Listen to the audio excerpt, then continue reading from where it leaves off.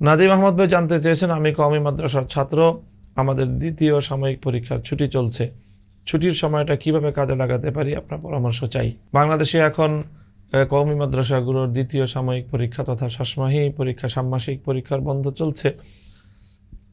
এই সময়গুলোতে মানে ছুটির সময়গুলোতে শিক্ষার্থীদেরকে অবশ্যই প্রত্যেকটি মাদ্রাসা থেকে তাদের শিক্ষকবৃন্দ তাদের দিক নির্দেশনা প্রদান করে থাকেন।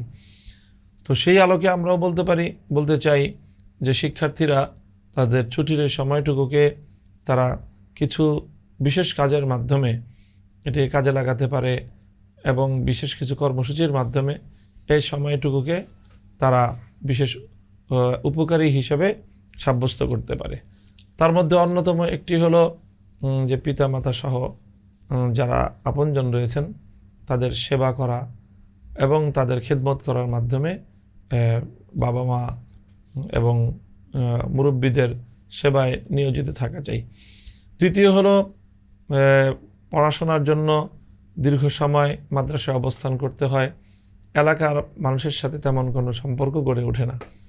মাদ্রাসার শিক্ষার্থীদের উচিত এলাকার সাধারণ মানুষের সাথে সম্পর্ক গড়ে তোলা, সাধারণ মানুষের মধ্যে বিভিন্নমুখী দ্বীনি তৎপরতা পরিচালনা করা, তাদের মধ্যে দাওয়াতের কাজ করা এবং বিশেষ করে এলাকার তরুণ এবং যুবকদের মধ্যে ইসলামী চেতনা এবং ইসলামী আদর্শে উজ্জীবিত করার লক্ষ্যে তাদের মধ্যে বিভিন্ন ধরনের দাওয়াতি এবং সাংগঠনিক কার্যক্রম পরিচালনা করা উচিত।